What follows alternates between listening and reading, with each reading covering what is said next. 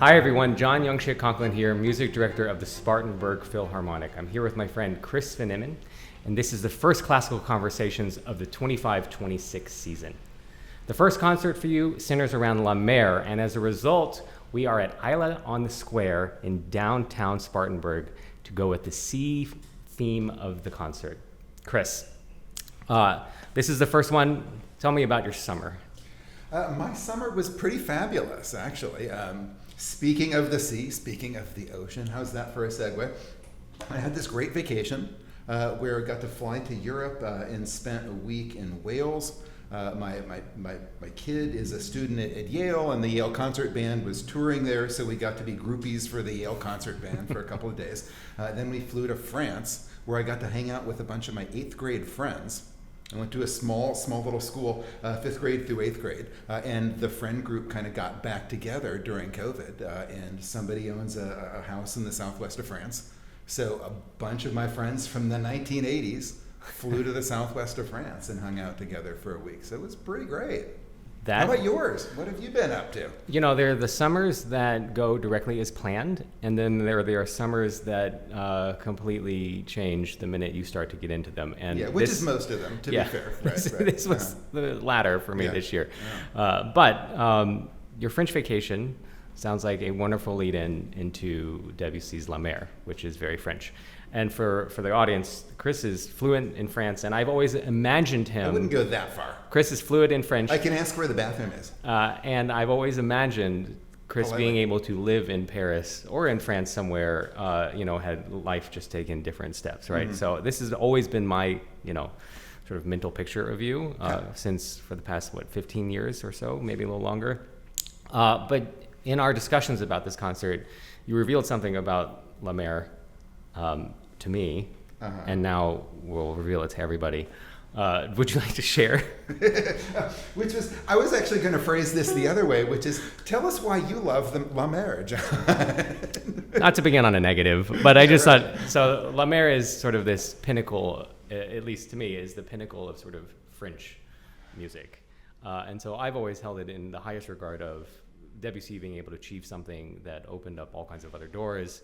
But to that point, less maybe Lully, it springs forward 250 years to get to Debussy, in which he sort of blew the doors open. Yeah. But you've said that you have maybe a tricky time with this piece. Is that right? Or? Well, I mean, I'll confess that my attention does start to wander at a couple of points. So it might be that I just don't really know what to listen for in this piece, because this is a piece I know where he's really exploring some different approaches to music, and it feels to me like, the traditional notion of melody is a little bit less front and center, right? Mm-hmm, mm-hmm.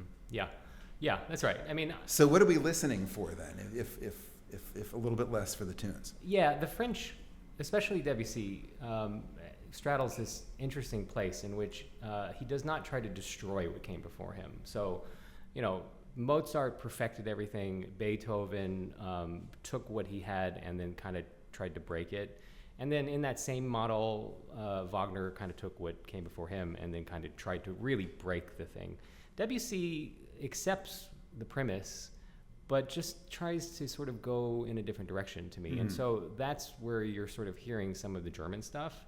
But he just sort of expands the language. And so... But the French have this wonderful way of doing that, right?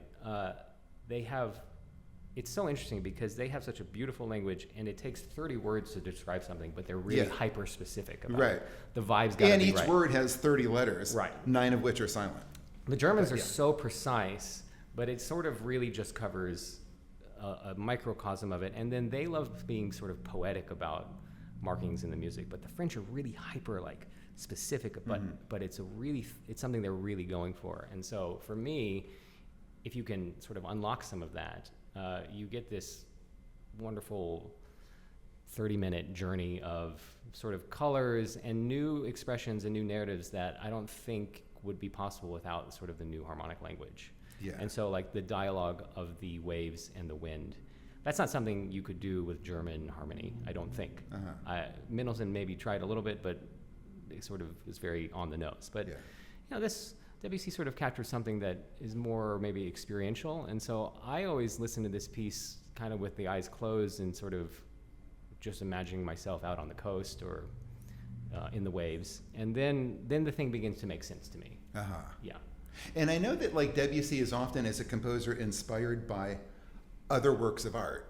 Right. In a way that sometimes other composers might be responding directly to the mountains or the songs of the bird or whatever. That sometimes Debussy is responding to the poem about the mountains or the painting of the sea.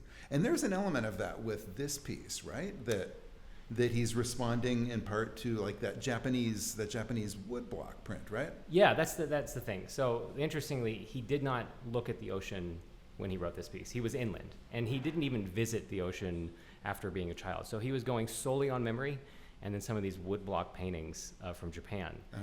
And so if you listen to it with sort of the idea of memory and then these, at the time, probably very foreign to him visuals Uh-huh. From East Asia, you could then begin to sense how this piece comes together, because it's sort of a smattering of, it's a piecing together. Instead of like, I'm standing in front of the ocean, I'm painting a picture of what I see. It's sort of this hazy memory of like, it evolves and like he thinks about it and it changes, the colors change. And so I never try to follow a narrative through it. It's just sort of, it is what it is. It's very Mallarmé French poetry. So maybe actually that's going to be the key, is to not look for the narrative. Yeah, I need yeah. to not be looking for a kind of storyline on this. I sort of just need to be living in the experience. He doesn't really write a transition in the piece. Uh-huh. He will just simply go from one thing to the other. He relies on the harmony's ambiguity to act as a transition. And so there will just be a new thing that he starts with only silence, or he just starts it.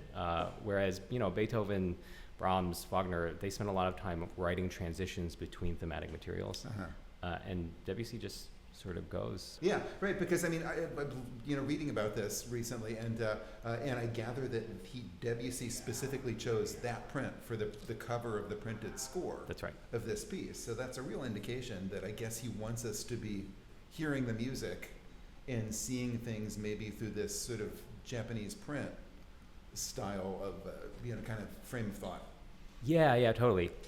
The interesting thing is also that we always label him an impressionist, and he hated that. Yeah. And it's a fair label. It is, because they were using that language at the time, and he ran in those circles. And if you were going to use a term that existed to describe him, that's kind of the fairest term, right? I mean, artists hate labels anyway. You Yes. put a label on an artist, and they like embrace it just long enough to get famous enough. Right. And then they're like, no, I hate this label. You can't find an artist ever who embraces, yes, I'm a minimalist. Right. Yeah, right. But it's fair, because if the lines are blurred, and if you step back far enough from it, you can kind of see that he's sort of suggesting something that comes into focus if you look at it long enough or listen to it long enough. But up close, it kind of makes no sense. Okay. So also in this program, we've got a piece by Amy Beach, right? Yes. A Masked Ball by Amy Beach. Uh-huh.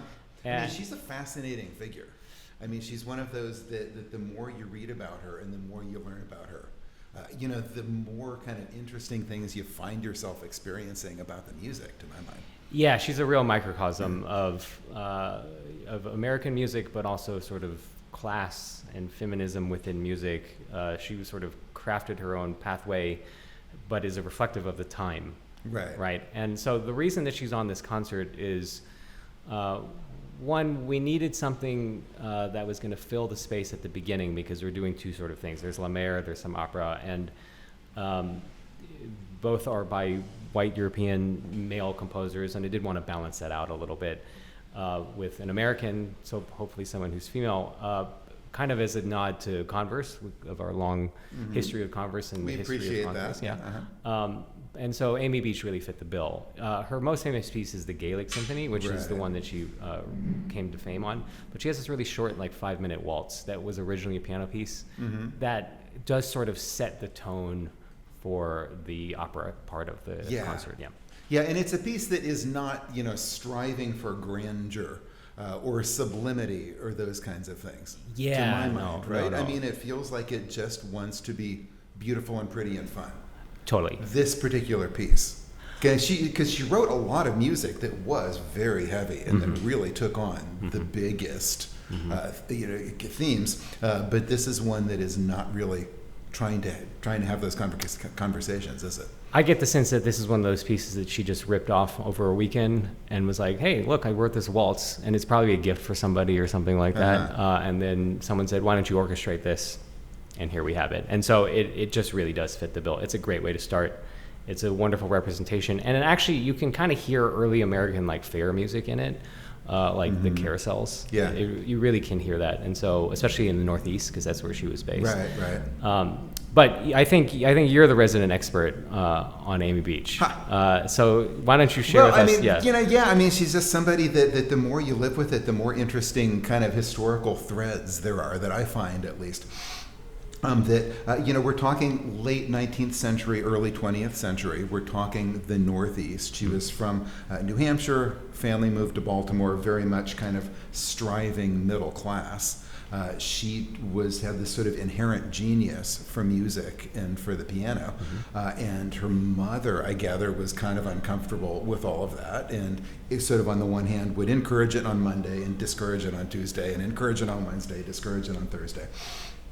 She made her debut with the Boston Symphony, I believe, around age 16 or thereabouts, and was hugely successful as a pianist. Got great reviews in those concerts, did concerts 16, 17, 18, and then at 18 married a 41-year-old widower. She was Amy Chaney up until this point. She marries Henry Harris Aubrey Beach, who was a widower, almost 25 years older than she was, very much from the Boston traditional upper crust. He was a surgeon. He was on the faculty at Harvard. And in those days, to be a Harvard faculty member in surgery was something that you had to be the right sort of person to even get considered for the job. Yeah. So, intellectually weighty, but also generational wealth and connections dating back. So she marries him at 18, and at that point, she stops performing publicly because that wasn't something that an upper class woman would have done. Perhaps a striving middle class woman. People accepted the fact that Clara Schumann had been playing concerts, but everybody knew that Clara Schumann, Dad was a musician. She was a musician. She was a widow. She had to support herself somehow. Yeah. So the notion of public concerts was out for her for something like the next 20, 25 years. But she lived in this world of great wealth and connections, and she still published compositions. She was a completely self-taught composer, and was writing in this distinctively American language, but at the same time one that was really kind of comfortable in the late 19th century musical world, following on people like Brahms, especially, and in that Germanic tradition, but with this sort of American twist. And then after he died, and she became a widow, at that point she resumed performing and was, had this pretty substantial performing career in Europe as well as in America, in addition to this composition career. And for the whole rest of her life, she insisted that she was to be known in all the programs and all the scores as Mrs. H.H.A. Beach. So it's like this sort of whole interesting thing of the way her own expectations and understandings of what her life was going to be really get sort of tangled up with the history and society of the time. But she wrote great music as well. I mean, this would all be, I think, a moot point if the music itself didn't stand up. Yeah, and the style of music. So she's such an interesting person because on the face of it, suffered from inequality, right? Of course. But then somehow, because she was writing sort of Dvorak European music, but then also had access to the circles in which her music could get to Koussevitzky, but that was a direct result of her not being able to do some of the stuff she wanted to do, right? Right. And so, the conductors of the time were all Europeans. There were no American conductors. And so they really only wanted music from the old world. And so she sort of fit she checked all the right boxes, right? Writes the music well, first and foremost, is in the circle, and can get to these places, but also is American and sort of becomes a little bit of a novelty for these European conductors, right? So it's such an interesting pathway of someone who maximized both the opportunities and also the lack of opportunity in their time period. Interestingly, writing at the exact same time as Debussy. Yeah. They were contemporaries. Yeah, right. Absolutely. And that's a wild thing to think about as you're listening to these two people, Right. these two pieces, is that they're right at the same time. And to me, again, what's cool about this piece as a listener is that on the one hand, you can think about all this stuff if you want to. You can really start scratching your head and thinking about the way society impacts art and the way art impacts society and the way time and place and in manner and things involving sort of power and wealth and stuff, how they all interact with one another. There's endless stuff to think about there. But you can also just sit back and enjoy this really pretty, fun piece that is kind of a depiction of a fancy masked ball. Yeah, totally. We're excited. Rounding out our concert is a set centered around opera. And so this is also a tie to Converse, not dissimilar from Amy Beach. At least it was my attempt to sort of tip the cap to the long-standing relationship that we've had. So the context on this is that going back to the beginning of the Spartanburg Philharmonic, the music festival here was started by families, which is why we kind of have Twitchell, because the trains stopped in Spartanburg, not anywhere else. And so anytime an orchestra came through, they would stop in Spartanburg, and we needed sort of a hall in order to accommodate the big orchestras of the Northeast. As a result, there is sort of this history here, and then Henry Janiak, who was the conductor of the Spartanburg Philharmonic for a very long time, then the Spartanburg Symphony, in collaboration, sort of joint partnership with Converse, started an opera company, which really grew in fame sort of all over. And that became the Brevard Opera now, which is a huge summer festival for people who are attempting to sing and play opera. And so there has not been, Converse also had a history of doing staged operas for the longest time. Yeah, Converse was really the only place in Spartanburg that did staged operas upstate, for decades and decades and decades. Right. And so it's been a little bit of time since I think the Philharmonic has embraced some of that history, and so we really wanted to bring that back. And so the way that I thought we would bring it back is we'd do some of the standard operas, and then we'd bring someone back who Spartanburg knows, and that's Kenneth Overton, who sang with us in September a couple years ago. And I remember this. I mean, he was a great singer. He was a terrific, fun, expressive, communicative singer with a fabulous voice. Yeah, he sang some Mahler, and we talked and we agreed on 3 Mozart arias, 2 from Figaro and 1 from Don Giovanni, which sort of are at the center of the opera canon. Yeah. Yeah. And as it happens, you like you said, 2 from Figaro. So Figaro, my very favorite opera. And I think it's so funny. It's such an incredibly hilarious opera. And it's also so sneakily subversive in that, the intelligence and the moral virtue of the characters seems to be in almost inverse relationship to how powerful they were. So you've got, the Count, who is a buffoon and also sort of a bad guy who ends up getting his comeuppance at the end. And then on the flip side of that, you've got Susanna the maid, who is the smartest and perhaps most virtuous one on the whole stage. And then you've got Figaro, and the Countess kind of in between them, and you've got all of these crazy antics that are going on. Finally, everything resolves itself at the end. So I love that opera. What's your favorite opera? This is so funny. The most important person in my life, Lauren, swears by Figaro being her favorite opera, and this is a Lauren has excellent taste. This is a disagreement. We've known this for some years. This is a disagreement we've had. I think the best opera by leagues is Magic Flute. You do have to remove some pretty awful racism in it. That aside, you don't start falling asleep around 2/3 of the way through. No, first of all, it's only like 2.5 hours long. Figaro is like 5, and so 4 depending, But I feel like the flute feeling. I just think that there's something cosmically. He tapped into something there, and the main reason I think it's because it's in German. And so he just felt more comfortable. He had this disdain for Italian opera. He was just sick of the Italians running everything. And the movie doesn't get a lot of things right, but it does get this right. He just preferred his own language. And so in that sense, I think that you get sort of the playfulness, because it's not totally an opera, right? There's some speaking, there's some dialogue, there's a little cabaret, right? And you get Mozart without sort of the I need to do this for the court kind of thing. So he doesn't actually have to be rebellious. He can just be fully creative. He's not having to subvert anything, right?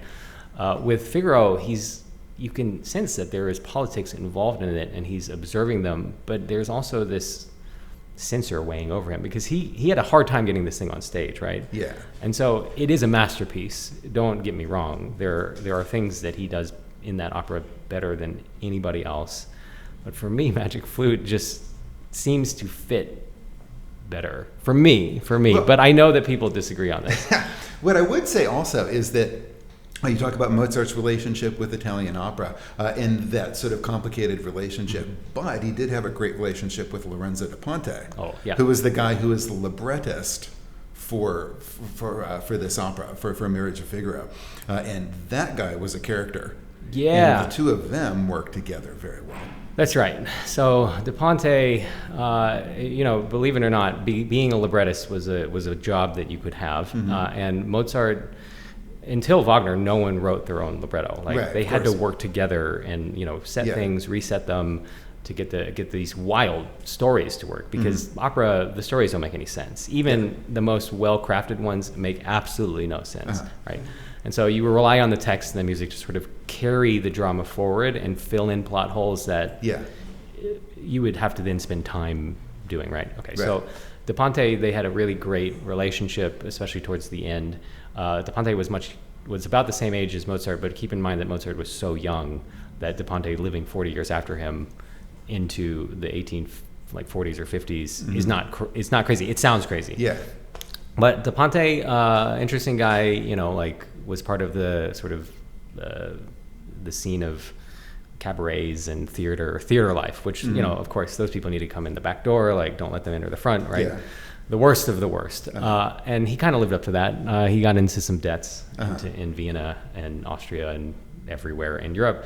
And meanwhile, he was also ticking off powerful people, because this was a time, where you had the one all-powerful king ruling these European states, and he was one of those, like Mozart, who was much more intrigued by notions of democracy and wanted to spread rights around. Right. And so he was politically pushing against a lot of the richest and most powerful people. At the same time, he was borrowing money from them and not paying it back. So those two things together, are going to put you on your heels a few times. Yeah, he ran its course, and so he had to flee to the United States, which like you did in those days. That's right. It's basically Australia for the British. But he landed in New York City, and opened a store. That didn't work out for him. Became a private Italian tutor, which did kind of work out for him. But somehow he landed his way to be the first Italian professor at Columbia University through another poet, a poet that all of us know. We don't usually know his name, but we know what he wrote, which was The Night Before Christmas. Yeah. And so Clement Moore. Yeah, Clement Moore. Right. Was that poet. Which we do every year on Hub City Holiday, everyone. But it's just this wild story. And so you don't think of him intersecting with Industrial Revolution America. But there he is in New York City with Clement Moore. Yeah, and it's this connection between things that can seem so distant and so ancient. Mozart to a 21st century American audience, they love it, but sometimes it can feel like something that's really just far from their experience. And in the case of Da Ponte, you've got somebody who's bridges this gap between I worked with Mozart and I was a good friend of the Night Before Christmas guy. And the Night Before Christmas guy got me my sort of final secure job in my life. I could just picture Da Ponte at the Met or whatever. I don't think the Met was around in the 40s, of whatever opera hall was in New York City. And they're doing Figaro, and here's this old guy raging at the heavens, like, I wrote this, and everyone's like, listen, man, like, I don't know what you're talking about, like, but he's there. He really is there. It's just this wild scene that only opera could actually bring it about. Yeah, so, excellent point. So we are beginning this concert. You are beginning this concert, I guess I should say, with the overture to Rossini's Guillaume Tell.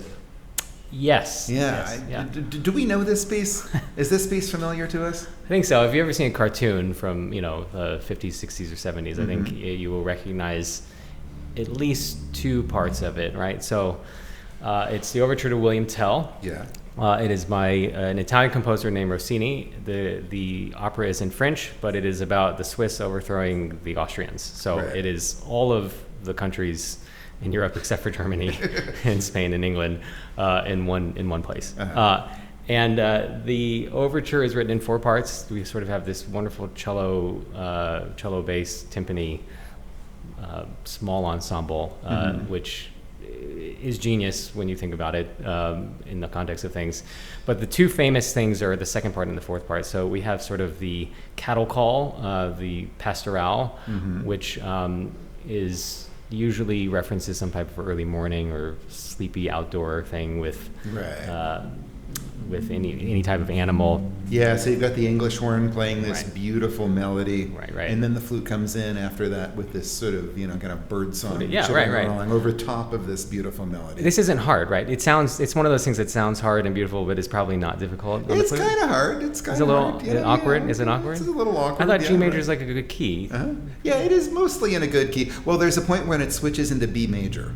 Oh yeah, which, okay. For all of you flute aficionados out there, involves a lot of pinky work. Like you're getting pinkies up and pinkies down, and so it's a little bit in the awkward side. Okay, all right. But it's like very fluty. So stay away from B major unless you're really sure about it, folks. It's like really fluty though. Like it's right. Yeah. Like it's like it is mostly the stuff that the flute does very well. Okay. And then the English horn part, it's true. It's stuff that the English horn does really well. Right. And so you give these things to the players, and then they get really excited. Is this something? They're going to be excited to play this. Is this something you get on in an audition? I don't think so. You really? Totally. Yeah, okay. For both instruments, absolutely. Well, I know English horn. Yeah. Okay. Yeah. All right. Yeah, and flute, it's definitely in the top sort of 15 most called for pieces. I was thinking Dvorak 8, but okay, all right. So you've got that, and but you've got this 4th section. That's the one that there's a quick storm, which he does well. That's all across opera, and then the 4th section is the one that I think everybody kind of knows. Yeah, you're all sort of waiting for, and that's the Lone Ranger section. That's right. The Lone Ranger. That's the one that answers the question of where does the Lone Ranger take his garbage? Right.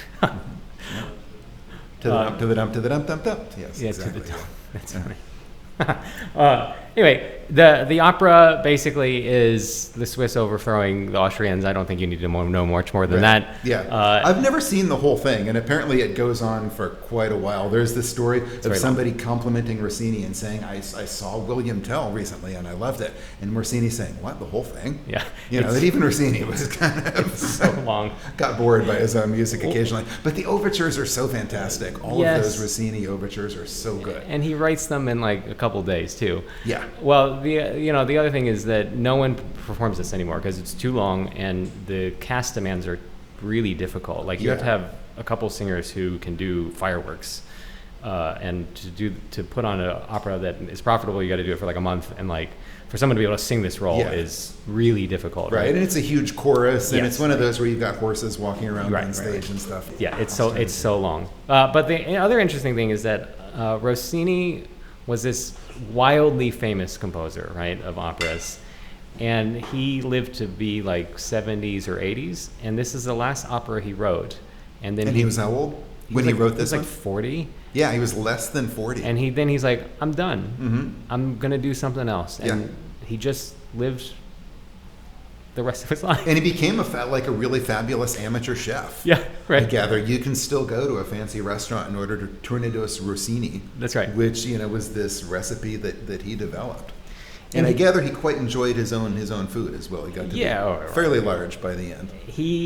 But he never really spoke out on the operas that came after him. Yeah. So we don't know what he thinks about all these people who mimicked him or copied him or what. He just sort of was at this Zen-like peace with, I'm done. I'm moving on to something else. It's a really interesting place to be in your head. Yeah. I've done everything I need to do. Yeah. It's time to do something else. Yeah. And meanwhile, this piece is just totally fine.